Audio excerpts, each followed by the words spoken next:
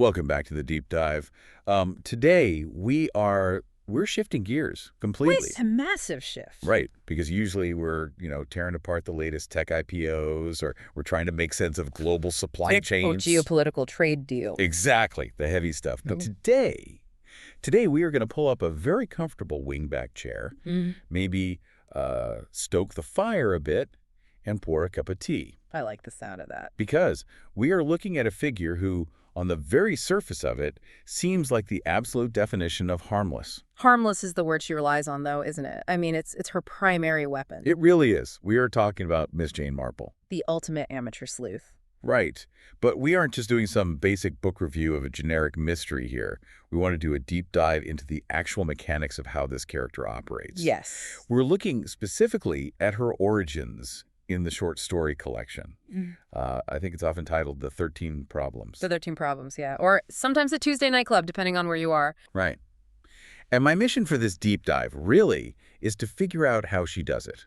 Because let's be honest, if you look at her on paper, she shouldn't be able to solve anything. It's a complete paradox. Yeah. If you look at the quote-unquote great detectives of fiction, Sherlock Holmes, Hercule Poirot, even modern police procedurals, what do they all have? They have resources. Exactly. They have forensic labs, they have badges, they have the legal authority to kick down doors, or at the very least they have this vast encyclopedic knowledge of the criminal underworld. Or they can identify 70 different types of cigarette ash. Right, exactly. And Miss Marple has, well, knitting needles. Knitting needles in a garden. Yeah. She's a very annoying tendency to gossip. Oh, she loves to go. She has absolutely no jurisdiction, no badge, and she barely ever leaves her little village of St. Mary Mead. And yet, in this collection of stories, she goes head-to-head with the absolute elite of the British justice system, and she just completely dismantles them. She wipes the floor with them, frankly. And that is what we're going to unpack today. How does an elderly spinster who many people in the stories actively dismiss as, failing or even senile. Yeah, they're so condescending. So condescending. How does she outthink the Commissioner of Scotland Yard? Well, let's start with the setup, because for you listening, the context here is everything. Yeah. This isn't just Miss Marple stumbling over a body in a library by accident. No, this is a formal challenge. Right. The Tuesday Night Club, it's a gathering of friends in St. Mary Mead, and they're meeting at the house of Miss Marple's nephew, Raymond West. And if you look at the roster of people in this room, it is stacked. It's essentially a panel of experts. Give us the lineup. Who exactly is she up against here? Well, first you have Raymond West himself. He's this modern, very successful novelist. Oh, so pretentious. Incredibly, he considers himself this intellectual heavyweight who deals in imagination and the human condition. Right. Then you have Joyce Lempriere, an artist. She has this bohemian flair and a very sharp, trained visual eye. Okay, so the arts are represented. Yeah. Then you have Mr. Petherick, who is a high-powered, dry-as-dust solicitor. He's the law. Exactly. Logic and the law. Then Dr. Pender, the clergyman representing theology and, the moral soul. And then there's the heavy hitter. Sir Henry Clithering. The ex-commissioner of Scotland Yard. The man who literally ran the Metropolitan Police. So you have the police, the law, the church, the arts, the intelligentsia. They're all sitting in a circle. And then in the corner. In the corner, counting stitches on her knitting, is Aunt Jane. It almost feels like she's just the mascot for the group. Honestly, it's worse than that. They are barely tolerating her presence. When they decide to play this game where each member tells a real-life mystery they've encountered and the others have to guess the solution, they only include her out of sheer politeness. Raymond actually makes a comment, doesn't he? Yeah, Raymond West says something that pretty much sums up their entire attitude. He says the mundane life of a village couldn't possibly prepare someone for the great dramas of the wider world. He thinks she's just living in a bubble. Like St. Mary Mead is this sleepy, stagnant pond where absolutely nothing of consequence ever happens. And that right there is the fatal error. That is the thesis statement of this entire deep dive, because Miss Marple doesn't see a stagnant pond. What does she see? She sees a petri dish. A petri dish. Wow. A biological culture where you can just sit back and watch the bacteria grow. She argues that St. Mary Mead is a microcosm of the entire world. Right. She essentially says, I don't need to go to the dark alleys of London or the opium dens of Paris to understand evil. I just need to watch the butcher, the baker, and the postmistress. So her argument is that human nature is is totally consistent. 100%. Like the same greed that causes a massive bank heist in New York is the exact same greed that makes the grocer shortchange a customer in her village.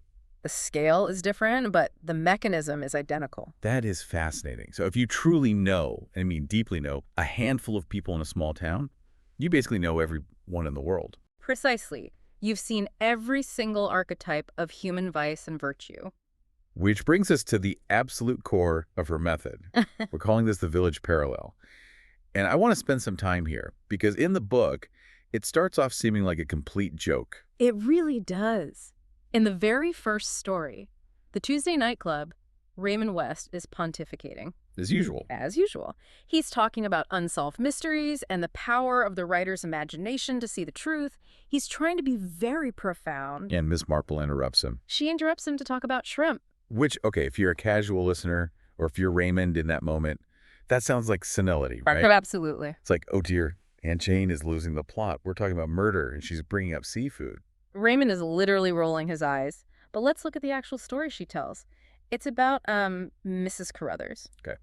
Mrs. Carruthers went to the shop, bought a gill of pickled shrimps, went to 2 other shops, got home, and the shrimps were just gone. Okay. She went back to all the shops, but nobody had seen them. It is genuinely the most boring mystery in human history. The case of the missing shrimp. On the surface, yes. But Miss Marple solved it.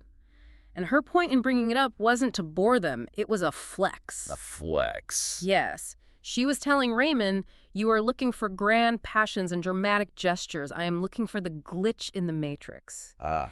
She's saying that the skills required to track down those missing checking timelines, verifying witness statements, spotting inconsistencies in normal behavior, those are the exact same skills required to track down a murderer. It's all just data processing to her? Exactly. She applies microscopic attention to detail to everything. She actually calls it having a sync mind. A sync mind. I don't recall that metaphor. Yeah, it comes up when the younger generation accuses her of having a Victorian mind.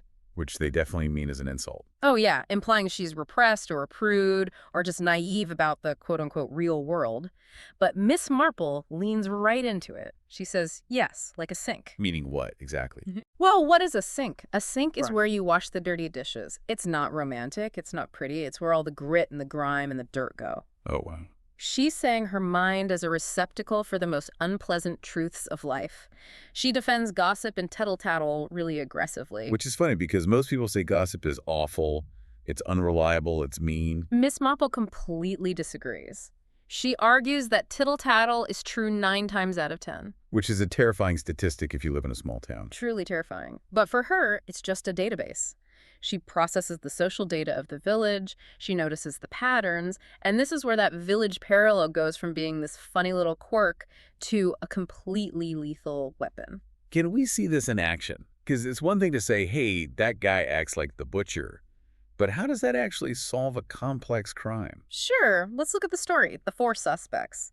This one is completely outside her normal, cozy comfort zone. It's a high-stakes espionage thriller. Right, this is the one with the German secret society. Yes, the Schwartz hand, the Black Hand. Right. You have this character, Dr. Rosen, who was instrumental in bringing down this secret organization over in Germany, and now he's living in hiding in Somerset. Because he knows they're coming for him. Revenge. Exactly. And Dr. Rosen is murdered. He falls down the stairs, right? He does. It looks like an accident, but obviously we know it isn't.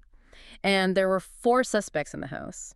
His niece, his secretary, the cook, and an old German servant named Gertrude. Now, Sir Henry Clithering, the police commissioner, he's looking at this case entirely through the lens of geopolitics. Yes. He's looking for professional hitmen. He's suspecting the handsome secretary or the young niece, basically the people who fit the standard spy movie casting. Right. And Miss Marple looks the exact same case, and she thinks of Annie Poultney. Annie Poultney. Who is Annie Poultney? Annie Poultney is a nobody. She's a local woman back in St. Mary Mead. She was a maid who was once suspected of stealing a will. Okay, why was she suspected? Because the family she worked for wanted to suspect her. Why? Because she was plain. She was grumpy. She wasn't particularly likable. The family wanted the thief to be the outsider or the exciting character, but they settled on Annie because she was just the help. But Annie didn't actually do it. Yeah, she didn't. But Miss Marple knew Annie's type. She knew that faithful, grumpy servants often harbor incredibly deep, complex emotions, but they are totally invisible to their employers. Okay, so how does she map this village maid, Annie Pulteney, onto a ring of German spies? Well, while everyone else is staring at the young, attractive suspects, Miss Marple looks at old Gertrude, the The servants. one nobody's paying attention to. Exactly. She sees that faithful retainer archetype. And she realizes that while everyone is looking for this grand political motive, the real motive might be personal or hidden within that invisible dynamic of servitude. Wow. In the village, Annie Pulteney was innocent, but the type, the invisible, grumpy servant, was the key. Miss Marple realizes the assassin is the one person nobody is looking at because she's quote-unquote just the help. So she just strips away all the glamour of the Black Hand and the international espionage, and she just sees people living in a house. She completely democratizes the crime. She realizes that whether you are a German spy or a village maid, human emotions like jealousy, fear, and loyalty, they manifest in the exact same physical ways. That is so brilliant. She solves it not by decoding a spy network, but by recognizing the human parallel to Annie Pulteney. It's almost like she has a Rolodex of human personalities in her head, and she just flips through it until she finds a match. Like, oh, you're Mrs. Trout. Oh, you're Mr. Badger. That's exactly what she does. And when she has the match, she can perfectly predict their behavior. Which leads us perfectly into the next segment. Because if Miss Marple is so grounded in the mundane, the shrimp, the sink, the maid, her biggest enemy has to be atmosphere. Yes. Atmosphere is a huge theme in the Tuesday Night Club. You have these incredibly smart men, especially the artist Joyce and the clergyman, Dr. Pender, who get completely seduced by the vibe of a mystery. They start talking about ghosts and ancient curses and evil influences. And Miss Marple is the ultimate skeptic. Right. To her, atmosphere is just a smokescreen for mechanics. If someone says to her, oh, it was a ghost, she asks, well, how did the ghost unlock the door? Exactly. Let's look at the story, The Idle House of Astarte. Even the title sounds like a cheap pulp novel. It's incredibly atmospheric, Dr. Pender tells this one. It's set on the edge of Dartmoor. It's misty, rugged, ancient. Very spooky. There's a house called Silent Grove. And the owner, Sir Richard Haydon, has built this stone summer house dedicated to Astarte, the Phoenician goddess of the moon. And moon goddesses in Agatha Christie stories are generally bad news. Very bad news. So there's a house party, and there's this stunning, very dangerous socialite named Diana Ashley. She's captivating everyone. Right. They go out to the grove at night. The moon is full. The atmosphere is just heavy. Diana is standing by the idol house wearing this gauzy, shimmering dress with crescent horns on her head. She's basically role-playing the goddess. She is, and she warns Sir Richard not to approach her. She says, I am the priestess of Astarte. Do not touch the goddess. Oh, boy. Sir Richard steps forward anyway, and suddenly, he just collapses. Now, for you listening, the key here is the impossible crime aspect of it. Yeah. Nobody touched him. Diana was yards away from him. Correct. He falls face down, and when they turn him over, he has been stabbed straight through the heart. But there's no weapon. No weapon. Diana has empty hands. The other guests are all standing way back. So the clergyman, Dr. Pender, he starts talking about invisible forces. The guests are terrified. They actually think the goddess struck him down, like it's magic. And what does Miss Marple do? What did she do? She ignores the goddess. She ignores the moonlight. She asks a very specific, incredibly practical question. She asks, I do wish I knew what caused him to stumble. The guests had described him stumbling just before he fell. Now, to them, that was just part of the magical death, the goddess striking him down. But to Miss Marple, a stumble is a physical event. Right, it has a cause. Physics. She's looking for the tripwire. Or a mechanical flaw. Exactly. She realizes that the magic is just stagecraft. And this triggers a memory, a village parallel from her youth. She remembers going to a fancy dress ball. A ball. Yes. She danced with a man who was dressed as a brigand chief. You know, the romantic bandit look. Oh, I think I see where this is going. She remembers it was very uncomfortable to dance with him because he had a whole arsenal of plastic daggers and knives stuffed into his belt sash as part of the costume. Was someone at the Astarte party in costume? Not fully, but Elliot Haydon, the victim's cousin, had been dressed as a brigand for the earlier festivities. Wow. Miss Marple puts it together instantly. The stumble wasn't magic. It was likely a tripwire or just a simple shove. Sir Richard falls. And who runs forward to help him? The cousin, Elliot. Elliot. He runs to the body. He kneels down, ostensibly to check for a pulse. And in that moment, completely shielded by his own body from the other guests, he pulls a real dagger from his sash, stabs his cousin, and slides the weapon right back into the sash. It's a magic trick. It's just sleight of hand. Right. Exactly.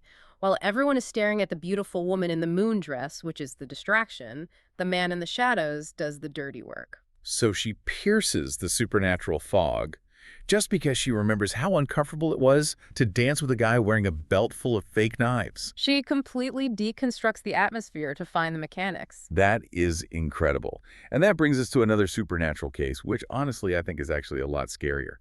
The blue geranium. Oh, this one feels like a legitimate horror story. It really does. It plays heavily on the fear of the unknown. You have this woman, Mrs. Pritchard. She's an invalid, she's wealthy, and she's just incredibly difficult. She's surrounded by nurses that she hates, and she's obsessed with fortune tellers. Enter the mysterious Zarita. Right. A fortune teller who arrives, veiled and exotic, and gives this dark prophecy. She warns Mrs. Pritchard to beware of blue flowers. She says the blue geranium means death. Which is weird, right? Because geraniums are red, or they're pink, or white, but they are not blue. Not in nature, no. But Mrs. Pritchard has this wallpaper in her bedroom, and it's covered in pink primroses and hollyhocks. And one day, a primrose on the wall just turns blue. It just changes color. Yes. Mrs. Pritchard screams, the nurse rushes in, the flower is undeniably blue. A few days later, a hollyhock turns blue. Mrs. Pritchard is absolutely losing her mind. She locks her door. She won't let anyone in. But the prophecy says the geranium is the killer. And sure enough. One morning, the nurse has to break down the door. Mrs. Pritchard is dead in her bed, and the geranium on the wallpaper is blue. So it's a locked room mystery combined with a ghost story, because how on earth can a flower on wallpaper change color inside a locked room? Right. The other members of the club are baffled. They're looking for secret passages or hallucination-inducing drugs. And Miss Marple, true to form, asks about gardening. She asks, was it wasp season? I love how non-sequitur she can be. Was it wasp season? Why on earth does that matter to a ghost story? Because Miss Marple is connecting this to the district nurse in St. Mary Mead, she knows that gardeners often use potassium cyanide to kill wasp nests. Okay, cyanide. That definitely explains the death. But it doesn't explain the blue flower on the wall. But she also knows that potassium cyanide, when it's kept in a little bottle, looks very much like smelling salts. And she knows high school chemistry, or rather, kitchen chemistry. Oh, you're talking about litmus paper. Exactly, litmus paper. It's a chemical indicator. It turns red in acid and blue in alkali. Okay. The killer, who was the nurse, Nurse Copling, had this brilliant long-term plan. She pasted red litmus paper over the pink flowers on the wallpaper. That is diabolical. And in the bottle of smelling salts that Mrs. Pritchard was constantly sniffing to calm her nerves, the nurse put ammonia. Strong ammonia is highly alkaline. Oh my God. So every time the poor woman felt faint from fear, she sniffed the bottle. And the invisible fumes hit the litmus paper on the wall near her bed, turning the paper blue. It was a chemical reaction triggered by the victim's own fear. That is so deeply cruel. It's actual psychological torture. It is. And the blue geranium signaled death because for that final step, the nurse swapped the ammonia bottle for a bottle of cyanide. Mrs. Pritchard sniffed it, expecting the salts, and died instantly. So once again, the ghost was just a chemistry set. Miss Marple deconstructs the atmosphere to find the hard physical facts. And notice the pattern here. She uses domestic knowledge, wasps, smelling salts, wallpaper. She doesn't need to know anything about Zarita the Mystic. She just needs to know about household solvents. Which leads us perfectly to the third pillar of our method. Yeah. We've done village parallels and deconstructing the supernatural. Now we really have to talk about the art of misdirection. Yes. Specifically, how criminals manipulate time and identity. Agatha Christie, criminals love a good alibi. And the absolute best alibi is to be two people at once. Or to be in a place that simply shouldn't exist. Let's talk about ingots of gold. This is Raymond West's story, The Writer. It involves sunken Spanish treasure down in Cornwall. It's a classic adventure yarn. You have a banker named Newman who is searching for gold from a shipwreck. He claims he actually found it, but then he was attacked, he was kidnapped, and the gold was stolen. The local police immediately suspect a landlord named Kelvin. He's a bad egg, he has a criminal record, and there is physical evidence. Tire marks that place Kelvin's truck right at the scene. It seems like an open and shut case. But Miss Marple spots a massive flaw in the narrative, and it's not in the forensics, it's in the culture. How so? Raymond, in telling the story, just offhandedly mentions that he saw a gardener working on Whip Monday. Now, for our global listeners who might not know, we need to pause here. Whit Monday is a major bank holiday in the UK, especially back in the 1930s. It's like Labor Day or Thanksgiving. You do not work. Especially if you are a paid manual laborer like a gardener, it simply wouldn't happen. Right. It was socially invisible to Raymond because he's a wealthy intellectual who probably works whenever he feels like it. He doesn't clock the abnormality. But to Miss Marple, who actually hires a gardener, it's a glaring red flag. She literally says, gardeners don't work on Whit Monday. Which means the man Raymond saw wasn't a gardener, he was a fake. Which means the entire scene was staged. And if the scene was staged, then the victim, Newman, wasn't actually a victim at all. He was the criminal. He wasn't salvaging gold from the sea. He was bringing stolen gold to that spot to hide it. He staged his own kidnapping to explain why he had the gold if he got caught, or to still launder it. Wow. Miss Marple pulls one loose thread, the labor law violation, and the whole alibi just unravels. It's amazing how she catches them on these very rigid social codes. Speaking of social codes and identity, we have to discuss the blood-stained pavement. This one has stuck with me for so long. It's incredibly visual. It really is. Joyce, the artist, tells this one. She's painting in a Cornish fishing village called Rathole, charming name, by the way. Very charming. She's painting the local inn, and she paints bloodstains on the pavement in her picture. But there are no bloodstains on the real pavement. Not when she looks closely, no. But she says she subconsciously saw them. It feels like this dark premonition. And later, a woman named Mrs. Dacre actually drowns. Oh, it wasn't a premonition, was it? No. Miss Marple asks about the physical layout of the inn. There was a balcony above the pavement, and there was a red bathing suit hanging there to dry. Dripping. Dripping. Now, Joyce assumed it was just red seawater dripping down, but Miss Marple says something that honestly makes your skin crawl. She says, being a red bathing dress, of course, the criminals themselves did not realize it was blood-stained. Oh, wow. So the swimsuit was covered in actual blood, but because the fabric was red. He couldn't see it, but the blood was dripping onto the white pavement below. Joyce, the artist, saw the color contrast, even if her conscious mind didn't immediately register it as blood. And this connects to a huge identity swap trick. The plot involves a husband, Dennis, and another woman named Carol, and they want to kill the wife, Marjorie. But they need a foolproof alibi. So while the wife is actively being murdered, Carol dresses up in the wife's very distinctive clothes. The ugly chintz dress. Right. Miss Marple points out a universal truth. Clothes are more easily identified than faces. If you are 50 yards away and you see that ugly chintz dress and the big red hat, you just say, oh, there goes Marjorie. You don't look closely at the face. So Carol parades around the town, establishing the alibi. Look, everybody, Marjorie is alive. Meanwhile, the real Marjorie is already dead. Then Carol runs back, changes clothes, and becomes Carol again. It's a juggle. And Miss Marple knows this trick because, let me guess, village parallel. Got it in one, Mrs. Green, a woman in the village who buried 5 children and insured every single one of them. Miss Marple noticed that one begins to get suspicious. It's the repetition of the pattern, the interchangeability of the victims. This whole idea that people are interchangeable comes up again in The Companion. This one is really sad, actually. It is. It's about the deep invisibility of the middle-aged spinster. 2 women, Miss Barton and Mr. Rant, are tourists over in the Canary Islands. Miss Barton is rich. Mr. Rant is her paid companion. And one of them drowns. The other tries frantically to save her but fails. It looks like a tragic, terrible accident. But Dr. Lloyd, the narrator, mentions that the survivors seem to have put on weight afterwards. And Miss Marple pounces on that detail like a tiger. Put on weight, why? Because she was wearing the dead woman's clothes. Wait, so the companion drowned the rich lady and took her place? Yes, because to the rest of the world, the hotel staff, the other tourists, 2 middle-aged English ladies in gray dresses look exactly the same. People don't see them as individuals, they just see the role, the companion, the employer. So the murderer kills her employer, puts on her clothes, and claims that she is the rich one and the poor companion is the one who drowned. And nobody notices the face swap. Miss Marple connects this to a Mrs. Trout in her village who committed pension fraud.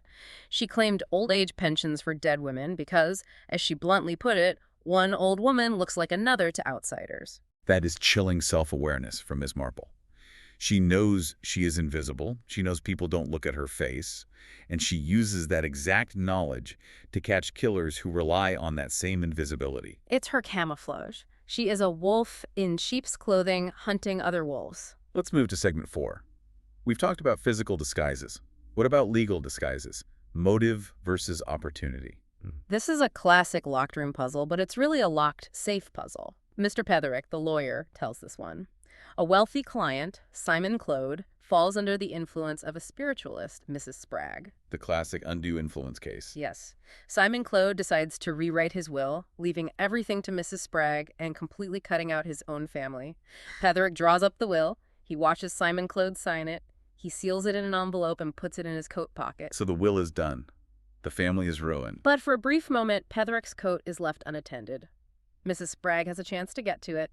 The family also has a chance to get to it. But when the envelope is finally opened after the death, the paper is completely blank. The writing has vanished. Now, here's the logic puzzle. The family had the motive to destroy the will, but they swear they couldn't get to the coat. Mrs. Spragg could easily get to the coat. She had the opportunity, but she had absolutely no motive to destroy a will that gave her all the money. It's a paradox. Who would destroy a will that benefits them? And how on earth did the writing disappear from inside a sealed envelope? Miss Marple solves this one just by laughing. She says it reminds her of playing in the nursery with her nephews. Invisible ink. Evanescent ink, a starch solution mixed with iodine. It writes deep blue-black, looking exactly like normal ink, but over 3 or 4 days, the iodine evaporates and the writing fades to absolutely nothing. Oh, so the trick wasn't tampering with the paper after it was signed. It was tampering with the pen before it was signed. Exactly.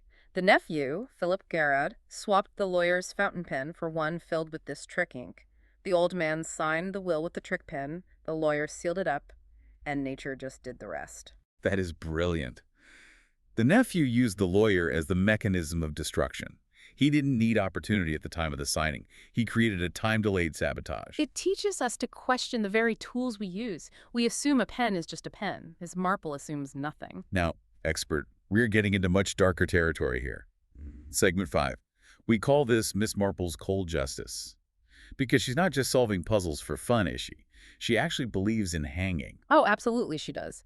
She is an instrument of divine justice. She has absolutely no qualms about capital punishment. The story, A Christmas Tragedy, is the best example of this. Right, this is a story she tells herself. She's at a health spa, a hydro, and she sees a couple, Mr. and Mrs. Sanders. And she says, quite casually, that she knew instantly he meant to kill her. Just by looking at him. She saw them on a tram. The tram went around a sharp corner, and he fell against his wife. Miss Marple says she saw the flash of pure hatred in his eyes. She recognized the intent. So she is basically stalking him at this point, watching for the murder to happen.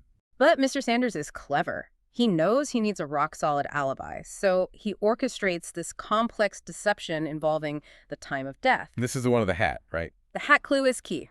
But first, the crime itself. Sanders kills the housemaid first. That's brutal. Just entirely innocent. It's just collateral damage to him. He kills the maid while his wife is out. He dresses the maid's body in his wife's coat and hat. He positions her face down on the floor.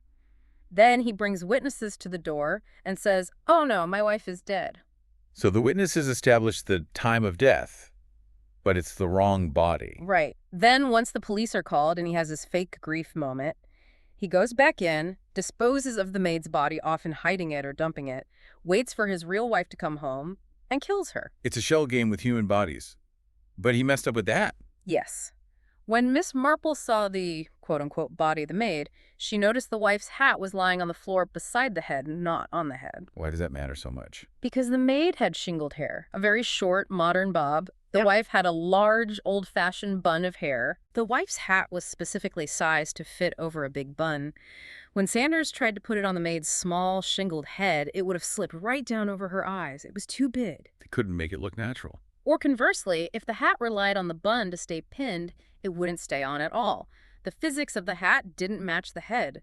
Miss Marple noticed that tiny discrepancy, a hat on the floor instead of on the head. And that single observation sent him to the gallows. She says she has absolutely no regrets. She calls him a scoundrel. It reveals a very stern morality. To Miss Marple, evil is real, and it must be excised from the community. Speaking of morality and religion, let's talk about the thumb mark of St. Peter. This is a wild one. It involves her own niece, Mabel. Mabel's husband, Jeffrey, dies suddenly. He was violent and very difficult. The village gossip is that Mabel poisoned him. She's being ostracized, so Miss Marple goes to save her. But the only clue is the husband's last words. He was babbling in delirium, he said. A heap of fish. Which sounds like total nonsense. But Miss Marple goes to the village, prays for guidance, opens her eyes, and looks directly in a fishmonger's window. She sees a haddock. A haddock? The haddock has 2 black spots behind its gills. Legend says these are the thumb mark of St. Peter, where the saint held the fish. Okay, so she connects St. Peter to fish. That's a start. But how do we get from fish to poison? It's a word association game, but a very deadly one. Miss Marple thinks. Heap of fish. What kind of fish? Maybe carp. A pile of carp. That is quite a stretch. Pilocarpine. Whoa, wait, slow down. Pilocarp sounds like pilocarpine. Yes. Pilocarpine is a real drug. It's an alkaloid used to treat glaucoma, among other things. But, crucially, it is an antidote for atropine poisoning. And Jeffrey was poisoned with atropine. Yes. His symptoms, hallucinations, flushed skin, dilated pupils, perfectly matched atropine poisoning. So the dying man wasn't talking about seafood at all. He was a somewhat medical man, or at least knew enough to realize what was happening to his body. He was trying to ask for the antidote. He was screaming, pilocarpine, pilocarpine. But his tongue was swollen, his speech was heavily slurred. The cook heard pile of carp, or heap of fish. That is deeply tragic. He knew exactly how to save himself, but nobody understood him. Until Miss Marple stood in front of a fish shop and let her mind drift. She realized the thumb mark of St. Peter representing faith led her to the fish, which led her to the phonetic wordplay. And who was the killer? Jeffrey's father-in-law. He was mentally unstable and terrified that Jeffrey was going to commit him to an asylum. So he used his own eye drops, which contained atropine, to poison Jeffrey's whiskey. It's amazing how she synthesizes theology, domesticity, and toxicology into one single solution. It shows her mind is not just a sink for gossip. It's a massive encyclopedia of disparate facts connected by intuition. Finally, we have to touch on the unfinished business. The herb of death. This is a tricky one because in the source text, it's often left a bit ambiguous or as a direct challenge to the reader. Mrs. Bantry tells a story about sage and onions. A dinner party. Duck is served. Everyone gets violently sick, and one girl dies. The cause is foxglove leaves digitalis mixed in with the sage stuffing. Now, foxglove leaves are fuzzy. Sage leaves are fuzzy. If you're not a gardener, they might look pretty similar. That's the defense. Oh, it was an accident, a tragic mistake in the kitchen garden.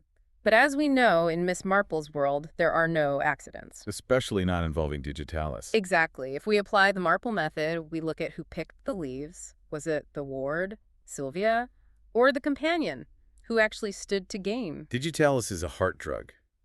If you overdose, your heart just stops. It's a very clean way to kill someone if you can pass it off as bad stuffing. Miss Marple would almost certainly conclude it was murder. She would look for the person who had the knowledge of herbs and the motive to remove the girl. It makes you look at your Sunday roast a bit differently, doesn't it? It makes you look at everything differently. Yeah. So let's bring it all home. We spent an hour on St. Mary Mead. What is the ultimate takeaway? What is the Marple Code? I think it boils down to 3 main rules. Rule number 1, distrust the supernatural. If a ghost stabs someone or a flower changes color, do not look for a priest. Look for a mechanic. Look for the invisible ink, the litmus paper, the hidden dagger. Always look for the wires. Rule number 2, suspect the perfect alibi. If someone says they were miles away, check if they were impersonating someone else. Check if they messed with the clock. Check if the body they found was really the victim or just a prop. Identity is so fluid in these stories. Clothes make the man, but they also mask the killer. And rule number 3, probably the most important one, listen to the gossip. The gossip is the data. The gossip is the collective processing power of the community. It notices when a gardener works on a holiday. It notices when a hat doesn't fit. It notices when a survivor miraculously gains weight. The village parallel isn't just a quirky habit. It's a profound recognition that human behavior is a finite set of patterns. If you know the patterns, you can predict the crime. It's the Marple eye view. The ability to look at a simple gardening catalog and see a death warrant, like in the 4 suspects case we mentioned earlier, where the flower name spelled D-E-A-T-H. Exactly. To the average person, it's just a list of dahlias. To Miss Marple, it's a code. And she knew that dahlia meant treachery in the language of flowers. It's a terrifying way to live, honestly, constantly seeing the treachery in a bag of shrimp or a flower bed. Perhaps, but as she would say, forewarned is forearmed. Indeed. Well, that brings us to the end of our session at the Tuesday Night Club. And to you listening, I want to leave you with a thought. You probably think your daily routines are boring. You go to the coffee shop, you walk the dog, you wear your favorite coat. But remember, to a Marple Eye view, you are forming a pattern. You are a village parallel waiting to be recognized. Just try not to find any murders. Good advice.